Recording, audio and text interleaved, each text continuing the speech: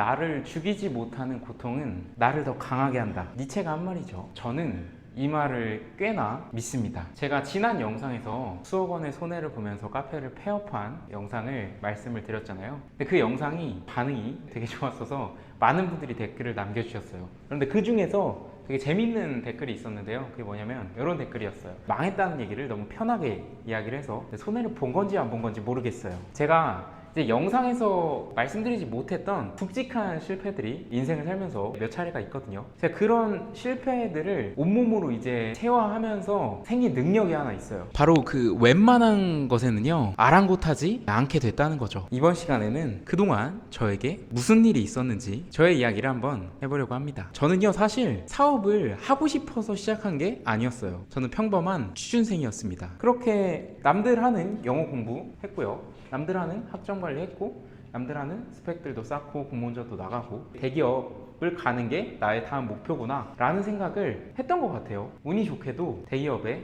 합격을 하게 됩니다. 지금 이야기하는 이 에피소드는요 지금으로부터 5년이나 지났기 때문에 그냥 최대한 필터링 없이 있는 그대로 다 말씀을 드려볼게요. 제가 현대그룹 채용이 됐어요. 1차, 2차, 3차 기술 면접, 임원 면접까지 보고 신체 검사까지 다 맞춰서 최종 합격 통보를 받은 상태였습니다. 그래서 당연히 저희 가족들, 친척들, 친구들한테 이 사실을 이야기를 했고, 저희 부모님 같은 경우는 아들의 출퇴근길이 어떤지 몇 번 다녀오시고 길이 험한지는 않은지 뭐 미끄럽지는 않은지 이런 것들을 확인을 하시더라고요. 아직 출근을 하지도 않았는데. 그리고 어머님 같은 경우는 주변 사람들에게 떡을 돌리겠다. 뭐 어떤 느낌인지 아시죠? 이런 느낌의 나날이었어요. 그러던 어느 날 따르릉 전화가 한 통 옵니다. 채용이 취소됐다는 연락을 받았어요. 말 그대로예요. 1차, 2차, 3차 기술 면접, 임원 면접, 신체 검사까지 다 마치고 최종 합격까지 됐는데 채용 취소가 됐다는 거예요. 그 이유가 뭘까요?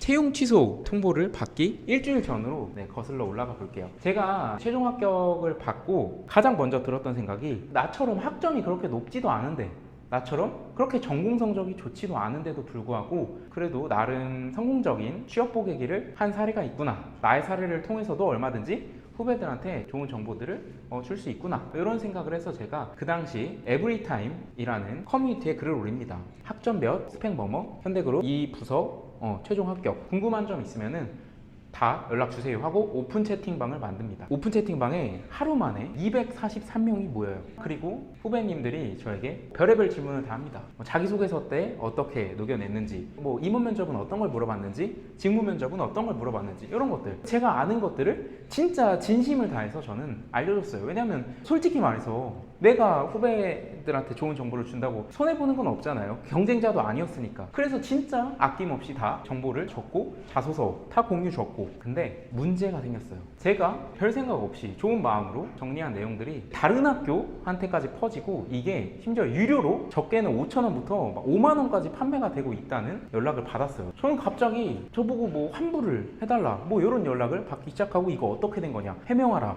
사실이냐, 사기친 거냐, 뭐 이런 얘기까지 이제 가는 거죠. 그 당시에 그게 다른 학교 학생들한테까지 퍼지고, 그럼 이제 저에 대한 신원이 의심이 들기 시작하는 거죠. 분명 이 학교 학생인데 이 학교에서 이게 판매가 되네? 이거 뭐지? 누군가 사기치는 거 아닐까? 이렇게 돼서 이게 어디까지 가냐면요, 현대그룹 인사팀한테까지 갑니다. 그리고 이제 그쪽에서 이야기를 하기를 판매를 하고 안 하고 보다 중요한 게 기업의 기밀을 유출한 걸로 간주될 수가 있다라고 하더라고요. 그렇게 통보를 받았어요. 그래서 채용 취소가 됐습니다. 지금 생각하면요, 앞서 제가 카페를 정리할 때도 그렇게 댓글이 달렸잖아요. 지금 이 사건도 사실 지금에서야 이렇게 덤덤하고 오히려 재밌게 별거 아닌 것처럼 들릴 수도 있을 것 같은데, 그 당시에는 제 전부가 무너진 느낌이었어요. 그 상황에서 제가 어떻게 해야 될지 모르겠는 거예요. 이걸 누구한테 말할 수도 없고 말을 어떻게 해야 될지도 모르겠고, 그 통보를 받고 찜질방을 갑니다. 찜질방을 막 가요. 가서 밤새 고민을 하죠. 뭐 어떻게 해야 돼? 지금 같은 마인드로 취업 준비를 다시는 못 하겠는 거예요. 이 멘탈로 똑같은 일을 반복한다? 이게 안 되는 거예요. 이대로는 안 되는데 내 인생 끝난 걸까? 사람이 이래서 무기력에 빠지는구나, 뭐 요런 것들부터 해서 그 인간에 대한 환멸감도 생기고요. 나는 분명히 좋은 취지로 도와준 건데, 나는 진짜 후배들이 잘 됐으면 하는 마음으로 정보들을 나눠준다고 한 건데, 이게 이런 결과를 내가 맞이하는구나. 물론 내 잘못도 있었죠. 뭐 어쨌든 이런 복합적인 그런 것들이 막 머릿속에 계속 하면서 미치겠는 거예요. 내가 지금 누군가 나를 뽑아주는 이 채용이라는 프로세스를 기다리기에는 이 몸에서 끓는 뭐 분노랑 이 에너지가 감당이 안 될 것 같아요. 지금 당장 내가 뭘 불사르면서 뭐라도 할 수 있는 걸 찾아야만 했어요. 그렇게 밤새 고민을 했습니다. 24시간 참수 불가마해서 고민을 하고 다음날 오전 9시에 사업자 등록과 유튜브 채널을 개설합니다. 그렇게 시작된 거예요. 저의 사업 인생, 크리에이터 인생은. 큰 목표가 있고 포부가 있고 그렇게 시작한 게 사실 전혀 아니었죠. 어떻게든 내가 스스로 만들어낼 수 있는 걸 해야겠다. 누군가에게 나를 던지고 의존하는 삶보다 내가 나를 만들고 다듬어가고 완성시켜 나가는 그런 삶으로 증명해내고 싶다. 이런 생각이 정말 강하게 들었어요. 그렇게 시작된 거예요. 네, 그러니까 저의 사업, 저의 유튜브는 분노에서 시작됐고요. 그 분노가 누구보다 꾸준하게 할 수 있는 원동력, 동기부여가 됐다고 지나고 보니까 저는 그런 생각이 많이 들더라고요. 그래서 제가 앞서 말씀드렸잖아요. 앞에서도 나를 죽이지 못하는 고통은 나를 더 성장하게 한다. 그런 의미에서 제가 이 말을 꽤나 믿습니다. 저는 상황보다는요 태도가 훨씬 더 중요하다고 생각합니다. 예전에는 그렇게 생각 안 했는데 시간이 흐를수록 그렇게 되고 있는 것 같아요.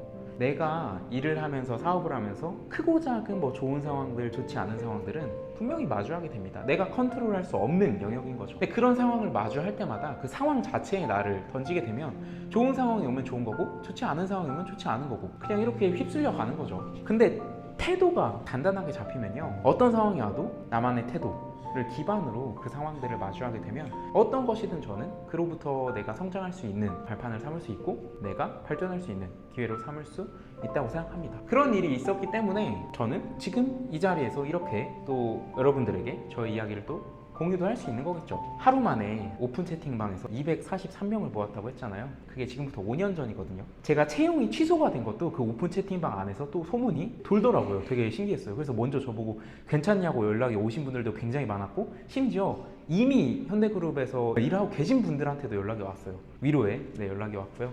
그래서 이제 그 일 있고 한참이 지난 지금 저는 그 채팅방을 아직도 나가지 않고 있습니다. 진짜로. 한번 볼게요.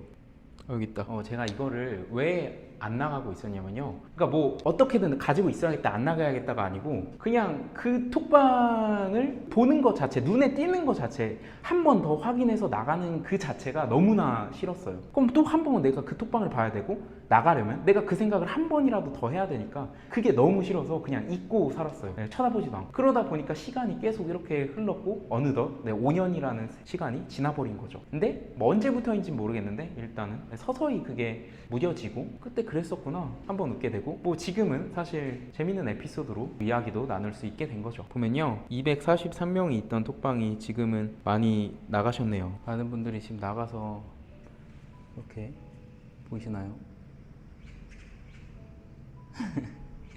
이 톡방을요 제가 삭제하도록 하겠습니다.